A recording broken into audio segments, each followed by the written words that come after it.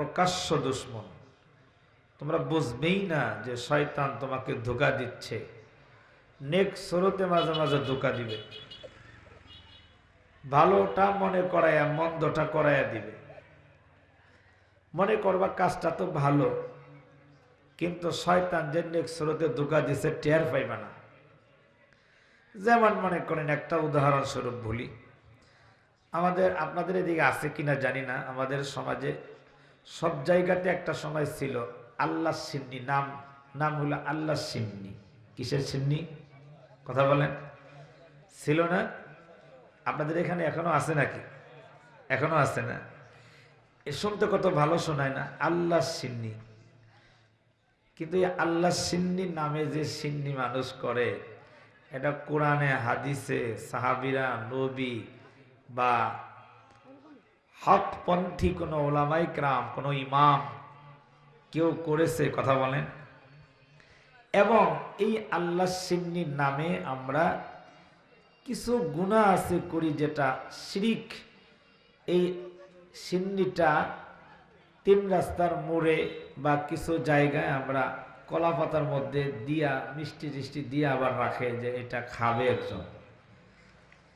এইভাবে এই যে আমরা নাম রাখছি আল্লাহ সিন্নি, কেউ বলে কার্তিক মাসের সিন্নি, কেউ বলে এটা করলে বিপদ দূর হবে, না হলে সারা বছর বিপদ আসবে।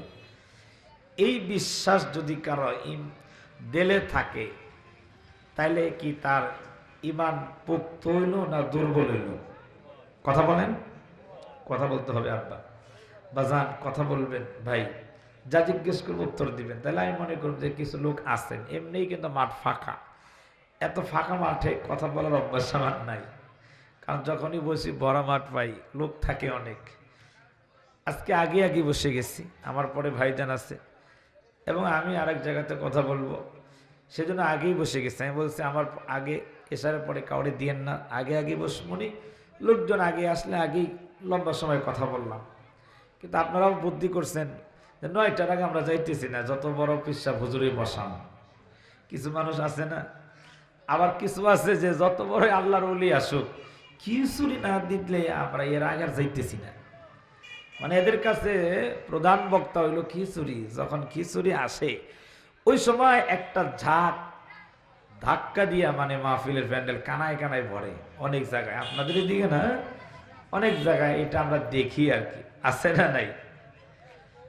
তো ওই খিচুড়ির পাগল হইলে হইব না, বা জামনি জামনি করতে করতে রাত 9টা, বা প্রধান বক্তা রাখবে জামনি, শেষ দিয়ে জামনি, এমন নিয়ত করলে তো আপনার নিয়ত পোক্ত হইল না।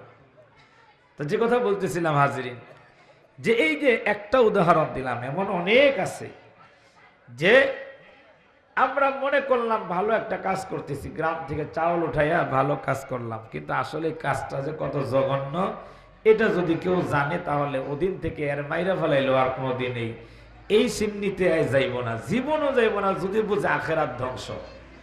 এটার কারণে আমার আখেরাত ধ্বংস, আমার ঈমান আমল নষ্ট, এটা জানলে আর কোনোদিন সে করবে না। এরকম অনেক কাজ আছে যেগুলা আমরা করি, কিন্তু এতটুকুন কাজ করার কারণে বা বিশ্বাসের কারণে আমাদের ঈমান পর্যন্ত যায়, শিরিকের গুনাহ হয়। যে শিরিকের গুনার ব্যাপারে আল্লাহ বলেন যে আমি সব মাফ করব, কিন্তু শিরিকের গুনাহ এটা বড় জুলুম, এটা আমি আল্লাহ মাফ করব না। এজন্য শিরিকের গুনাহ যেন আমাদের কোনোভাবে না হয়ে যায়। প্রিয় বাবারা, ভাইয়ারা, আমরা খুব সুন্দর করে বসে যাই। এখনো যারা এদিক সেদিক আছেন, আপনারা আসেন না বিদায় আমি মূল আলোচনায় ঢুকি না, একটু তাড়াতাড়ি আসেন। বাইরে কত মানুষ, এই যে মুরব্বী বলতেছে অনেক মানুষ, আমি এখান থেকে শব্দ পাইতেছি মানুষের, অনেক মানুষ বাহিরে, কিন্তু প্যান্ডেলে নাই।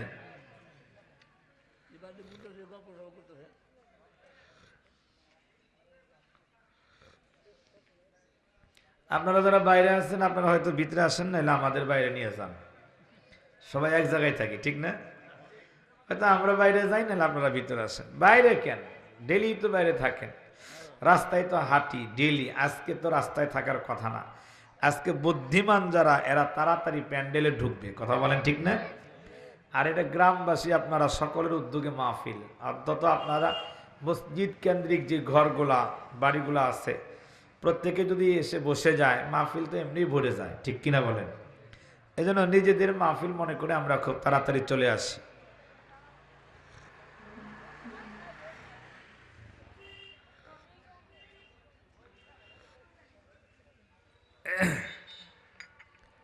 কষ্ট হচ্ছে বাবা? আমি আমার মূল আলোচনার দিকে যাচ্ছি, ভূমিকায় বেশি কথা লম্বা করব না যেহেতু সময় কম।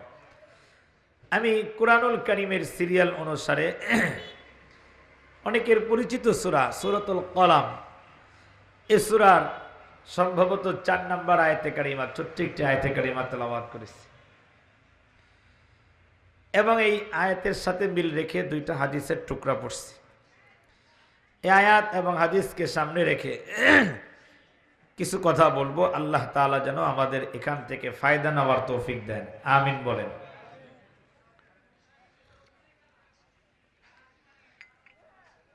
এই আয়াত এবং হাদিস বোঝাবার জন্য ভূমিকায় একটু কথা না বললেই নয়। আমি আপনাদের প্রথমে জিজ্ঞেস করতে চাই, আপনারা বলুন, এই পৃথিবীতে আমরা সকলেই শান্তি চাই নাকি শান্তি চাই না? কথা বলেন। শান্তি চাই না সবাই? সবাই চায়। হুজুর কন, ডাক্তার কন, ইঞ্জিনিয়ার কন, কৃষক কন, ব্যবসায়ী কন, প্রবাসী কন, সব শ্রেণীর মানুষ শান্তি চায়। একটু শান্তির জন্যই অনেক কষ্ট করে একটা টিচারের চাকরি নিছে, একটু শান্তির জন্য অনেক কষ্ট করে লেখাপড়া করে ডাক্তার হয়েছে, ইঞ্জিনিয়ার হয়েছে, হুজুর হয়েছে। কথা বলেন ঠিক না? একটু শান্তির জন্যই টাকা খরচ করে বাংলাদেশ থেকে প্রবাসে গেছে। একটু শান্তির জন্যই কৃষক রাত দিন জমিনের মধ্যে পরিশ্রম আর মেহনত করে, ঠিক কিনা বলেন? এই শান্তি সবাই চায়। শান্তির জন্য আমরা কি না করি? শান্তির জন্য, একটু সুখে থাকার জন্য আমরা আমাদের রাস্তাঘাটগুলি উন্নত করলাম। কথা বলেন ঠিক না? এই যে রাস্তা, এটা দিয়ে আমি তো প্রায় দিনই যাই এখানে মাহফিলে। এদিকে মাহফিল না থাকলেও অন্য জায়গায় মাহফিল করলেও রাত 1টার সময় আমি গাড়ি নিয়ে হেমায়তপুরে গ্যাস আনতে যাই। মানে 2 দিন পরে হইলেও আমাকে রাস্তায় যেতে হয়। তো এই যে রাস্তা, 50 বছর আগে রাস্তা এমন ছিল, যাদের বয়স, এই যে বুড়া বাবারা আপনারা যারা দেখছেন, 50 বছর আগে রাস্তা এমন ছিল। এই রাস্তা কল্পনা করছেন যে 50 বছর পরে এরকম হবে? কল্পনা করা গেছে? এই যে রাস্তাঘাট উন্নত হয়ে গেল, যেখান দিয়ে মানুষ পায়ে হাঁটতে পারে নাই ওখান দিয়ে এখন বড় বড় গাড়ি যায়। কথা বলেন ঠিক কিনা? বাংলাদেশের একটা জেলা আছে গোপালগঞ্জ জেলা, আমাদের সাবেক প্রধানমন্ত্রীর যে দেশ বা বাড়ি যেখানে ছিল, গোপালগঞ্জে। বাংলাদেশের অন্য জায়গার কথা বলবো না, গোপালগঞ্জের রাস্তাঘাটগুলো খুব উন্নত। পদ্মার সেতু পার হইলে, গেছেন না আপনারা? রাত্রে যদি গিয়ে থাকেন, রাত্রে ওই রাস্তায় চললে মনে হয় বাংলাদেশে আছি না মালয়েশিয়া আছি, বোঝা যায় না। রাস্তাঘাটগুলো উন্নত হয়েছে অনেক। এই যে রাস্তাঘাটগুলি উন্নত করলাম আমরা, কলেজ, ভার্সিটি, ঘর বাড়ি পর্যন্ত আমাদের উন্নত হয়ে গেল। কিন্তু আমি আপনাদের জিজ্ঞেস করতে চাই, আজ থেকে 40-50 বছর আগে গ্রামে একটা ভালো টিনের ঘরও ছিল না। কথা বলেন ঠিক না? এখন কিন্তু গ্রামে গ্রামে 2, 4, 20, 30টা বিল্ডিং প্রত্যেক গ্রামে আছে না নাই? এখন আগের দিনের মানুষ টিনের ঘরও ছিল না, ঝুপড়ি ঘর, সনের ঘর, গমের ডাটি দিয়া চাল বানাইয়া ঘর বানাইছে। ওই ঘরের মানুষগুলা আর বর্তমান যুগের 4 তলা 5 তলা ফাউন্ডেশনের বিল্ডিং এর মানুষগুলা একরকম শান্তিতে আছে? কথা বলেন। ওই সময় বিল্ডিং ছিল না, কিন্তু অন্তরটা বুঝায় শান্তি ছিল, ঠিক কিনা বলেন? ওই যুগের মানুষগুলো জীর্ণ শীর্ণ ঘর, বেড়া দেওয়ার মতো কিছু নাই। পাটখড়ি দিয়া কেউ বেড়া দিছে 3 বছর। এখন রাত্রে কুকুর ঢুকে, পারলে শিয়াল ঢুইকা বাড়িওয়ালার সাথে ঘুমায়, এমন অবস্থা অনেক ঘরের। ঘরের দরজাও নাই, কিন্তু বাড়িওয়ালা এশারের নামাজটা পড়া শুইলে এমন ঘুম দিছে নিশ্চিন্তে, তার ঘুমের নাক ডাকের কারণে এর বিবি কল্পনার মায় ঘুমাইতেই পারে না। মানে এত ঘুম, শান্তির ঘুম মানুষের কখন আসে জানেন? যখন সুখ তার ভিতরে আসে, শান্তি আসে। মাথায় টেনশন থাকলে, পেরেশানি থাকলে দুঃখ থাকলে আর কিন্তু ঘুম আসে না মিয়া। ঘুমায় কার? ঘুম কার আসে? সুখী মানুষের, চিন্তা নাই ভাবনা নাই, শৈলেই ঘুম। ঘুম এক আজীব আল্লাহর দেওয়া এক নিয়ামত। সুবহানাল্লাহ বলেন না? আজীব এক নিয়ামত আল্লাহর ঘুম দেওয়া। এই ঘুম অনেকের আছে, অনেকের নাই। টাকা আছে কিন্তু ঘুম নাই। অনেকের টাকা পয়সা বাড়িঘর নাই কিন্তু ঘুম আছে। কথা বলেন ঠিক না? ট্রাকের ভিতরে অনেক সময় দেখবেন ট্রাকের লেবার যারা, ইট ভর্তি ট্রাক, লেবার এই ইটের গাড়ির উপরে শুয়া আর একটা ইট মাথায় দিয়া ও ঘুমাইছে। ডিস্ট্রিক্ট গাড়ি তো, বা অনেক দূরে যাবে, ড্রাইভার গাড়ি চালাচ্ছে আর লেবার ঘুমায় আছে। ওর নাকের ডাকে ড্রাইভার অন্য গাড়ির সিগন্যালই শোনে না। ওর এত ঘুম, ওর চিন্তাই নাই যে আমি ট্রাকের উপরে পড়ে যাবো না গাড়ি খাদে আমারে নিয়ে যাব। গাড়িতে খাদে যায়। এই যে গতকালকেও সিঙ্গারের আঞ্চলিক সড়কে দেখলাম একটা ট্রাক মোটর সাইকেলের সাথে সংঘর্ষ, একেবারে নিচে উফত হয়ে পড়ে রয়েছে ট্রাক। জায়গায় দুইজন মনে হয়, একজন নিহত আর একজন খুব আহত দেখলাম ভিডিওতে। তো এইগুলা তো ও জানে হইতেই পারে, এরপরও ওর ঘুম ভাঙ্গে। ওর কি এক নিশ্চিন্তে ঘুম আছে।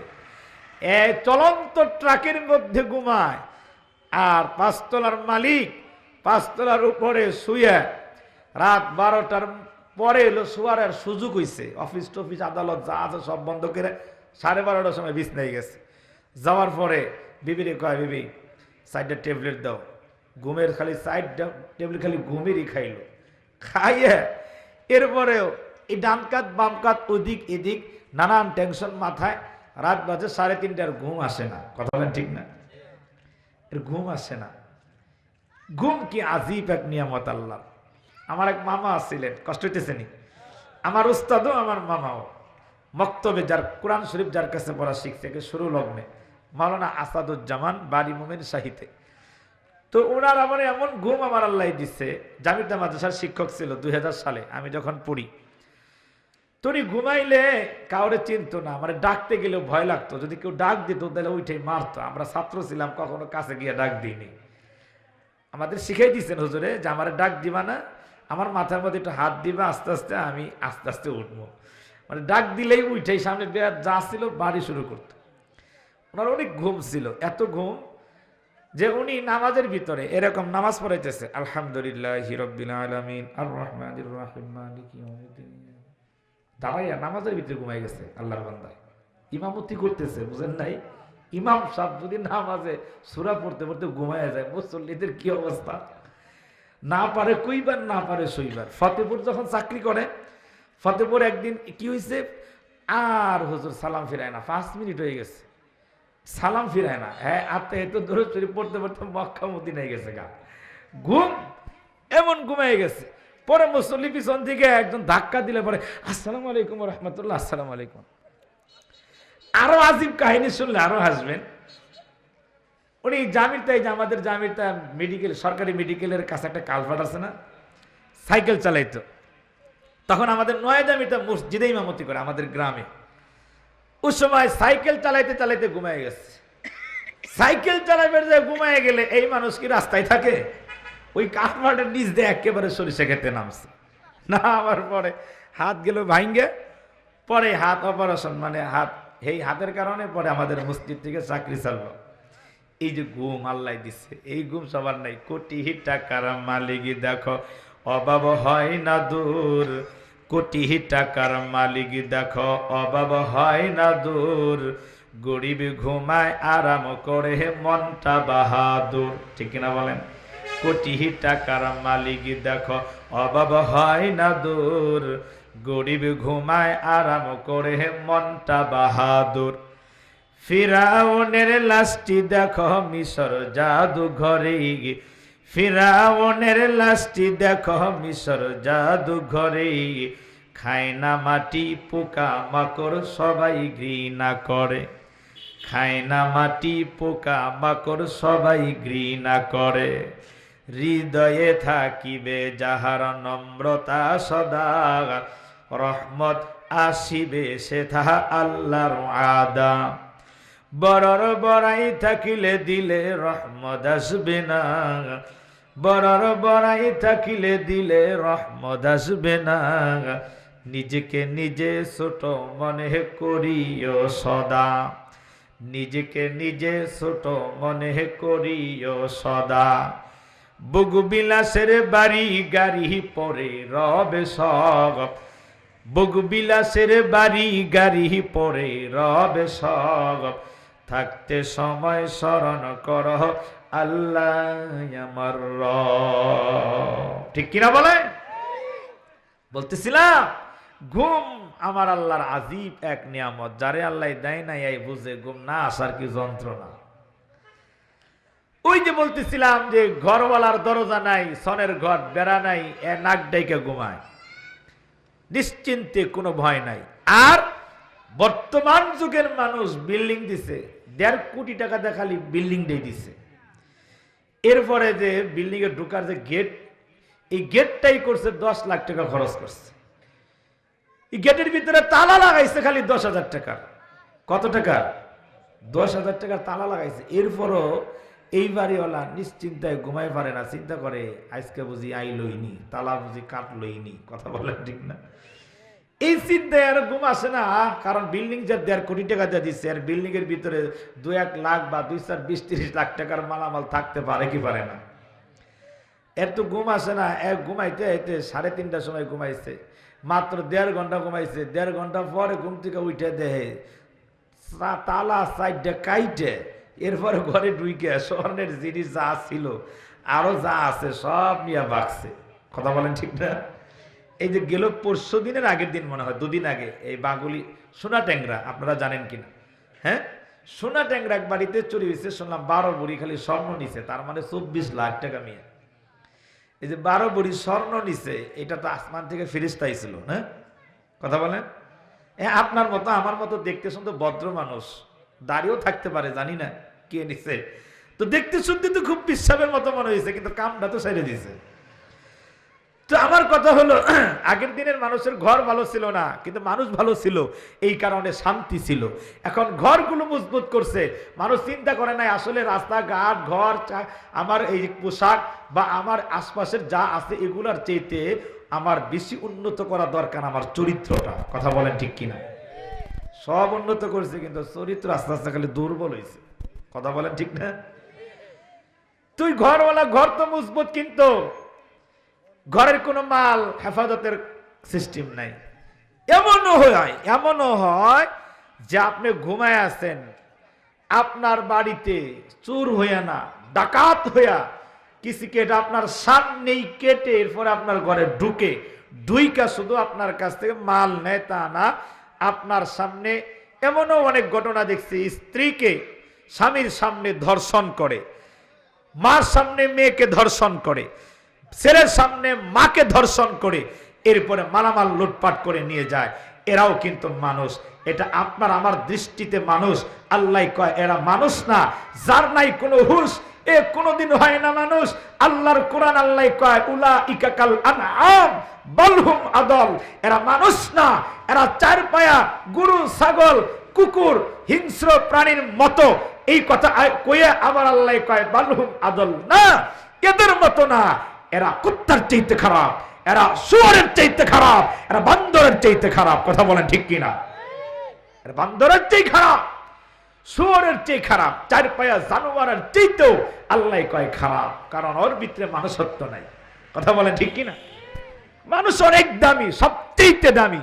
মানুষ যদি মানুষ হয়, মানুষ যদি অমানুষ হয়, মানুষের চাইতে নিকৃষ্ট কেউ নাই। এটা কুকুরের চাইতে মানুষ খারাপ যদি খারাপ হয়। কথা বলেন ঠিক কিনা? এই জন্য বাজান আমি ভূমিকায় কথাগুলো বলতেছি, একটু খেয়াল করেন। এই যে আমরা উন্নত করলাম ঘর, তাহলে ঘর উন্নত কি বোঝা গেল? ঘর উন্নত করলেই যে শান্তি এটা না, গায়ের পোশাকটা পর্যন্ত আমার অনেক দামি হয়ে গেল। আগের দিনের মানুষ একটা গেঞ্জি পরছে 2 টাকা দিয়ে, একটা লুঙ্গি 5 টাকা দিয়ে কিনছে, এ তার জামা, একটা টুপিও নাই, মাথায় গামছাটা ফেসাইয়া কৃষক জমিনের আইলে দাঁড়ায় গেছে আল্লাহু আকবার বইলা। এই যে জীর্ণ শীর্ণ পোশাকে আল্লাহু আকবার বইলা দাঁড়ায় গেছে, গায়ের জামাটা দুর্বল কিন্তু অন্তরের অবস্থাটা বড় পবিত্র, অন্তরের অবস্থা বড় কঠিন ছিল, মজবুত ছিল। আমার আল্লাহ ওই কৃষকের মতো জীর্ণ শীর্ণ জামা পরনেওয়ালার সেজদার দিকে আমার আল্লাহ তাকায়া থাকছে। সুবহানাল্লাহ বলে। আর এখন 10,000 টাকার শুটকুট পইরা এরপরে মসজিদের পহেলা কাতারে মুয়াজ্জিনরে পারলে ধাক্কা দিয়ে সরাই এরপরে দাঁড়াইবার চেষ্টা করে, আছে না নাই? কথা বলেন। আমার মসজিদে একজন, নাম বলবো না, একজন দেখি প্রায় জুমায় আমি খুতবা পড়ি ওই সময় আসে, উনি আইসা সুরের মতো এরকম বিলি দিয়া, এলাকার প্রতাপশালী কিন্তু কিন্তু সুরের মতো বিলি দিয়া সবার শেষে আইসা বসে গিয়া সামনের কাতারে। আমি একদিন খুতবা বন্ধ করে দেওয়ার কথা বলছি, কি মনে করছেন আপনার বাড়ি এটা না বিয়ে বাড়ি আইছেন? মিয়া আপনি আইছেন 1:30 বাজে, আর যে লোক আইছে 12টা বাজে, এরে আপনি ঘাড়ের উপর দিয়ে ডেঙ্গা এসে সামনে বসেন। খবরদার, আজকে বলে দিলাম আর কোনোদিন এই কাজ করবেন না। পিছে আসছেন পিছে বসবেন, জায়গা না থাকলে সিঁড়িতে বসবেন। আপনি যত বড় কুতুব হন আর টাকা বলা হন, সেটা আপনার কাছে আল্লাহর ঘরে কোনো বাহাদুরি নাই। কথা বলেন ঠিক কিনা? মসজিদ আল্লাহর ঘর, যে রিস্কা চালায় সেও আল্লাহর গোলাম, যে প্রধানমন্ত্রী সেও আল্লাহর গোলাম। কথা বলেন ঠিক কিনা? এখানে কোনো ভেদাভেদ নেই। খারাপ লাগতেছে নি? রাগ করছেন? আমি এমনি ওয়াজ করি, একটু খেয়াল করেন। যেগুলো দরকারি কথাগুলো বলা দরকার, নাইলে আমাদের হিসাব দেওয়া লাগবে কিয়ামতের দিন। এই কথাগুলো অনেক সময় অনেকেরা বলে না, দূরের আলোচকরা বলবে না, আমরা বলি। আমরা গ্রামের ছেলে, আমার বাপ চাচা আত্মীয় স্বজন সমাজবাসী আমাদের কথা শুনে, এই জন্য মায়া লাগে, মোহাব্বত করে বলি। আল হক্কু মুররুন, রাসূল বলেন হক কথা হলো তিতা। এটা শুনতে তিতা লাগে কিন্তু কার্যকর অনেক। কথা বলেন ঠিক কিনা? তো বলতেছিলাম, মসজিদের ভিতরে তো দাঁড়াইছে অনেক দামি শুটকুট পইরা, কিন্তু এর খবর নাই গায়ের জামাটা হালাল টাকায় না হারাম টাকায় কিনা। কথা বলেন ঠিক কিনা? টাইলস ওয়ালা মসজিদ হইছে, মসজিদ মুজাইক হইছে, অনেক উন্নত হইছে, মাগার মসজিদের মুসল্লি উন্নত হয়। কথা বলতে হবে, হইছে? আগের যুগের মুসল্লিরা সিজদায় গেলে পরে বৃষ্টির প্রাণী ছাদ ভেঙে, মানে ছাপড়া ছিল তো জীর্ণ শীর্ণ, ওটা দিয়ে পানি পড়া মসজিদের জমিন ভিজত। ওই মসজিদের মুসল্লিদের সেজদা দিলে কপাল আর নাক কাদা আর পানি দিয়ে ভিজা যাইত, কিন্তু ওই সেজদার দাম আমার আল্লাহর কাছে ছিল অনেক বেশি। এখনকার সুদখোর ঘুষখোর ঠকবাজি দামদালি কইরা বিভিন্ন ভাবে মানুষকে ঠকাইয়া বড় লোক হইয়া মসজিদে গিয়া সেজদা 5 ওয়াক্তের জায়গায় 6 ওয়াক্ত দিলেও কাম হইব না মিয়া। খবরদার, সাবধান, হিসাব করে আপনার কদম ফেলতে হবে। এই জন্য প্রিয় বাবারা, ভাইয়ার আমার, বলতেছিলাম উন্নত করলাম শান্তি কামাইয়ের জন্য। সবাই আমরা চাই আমরা শান্তিতে থাকবো, একটু সুখের জন্য রাস্তা উন্নত করলাম, যোগাযোগ ব্যবস্থা উন্নত হয়ে গেল।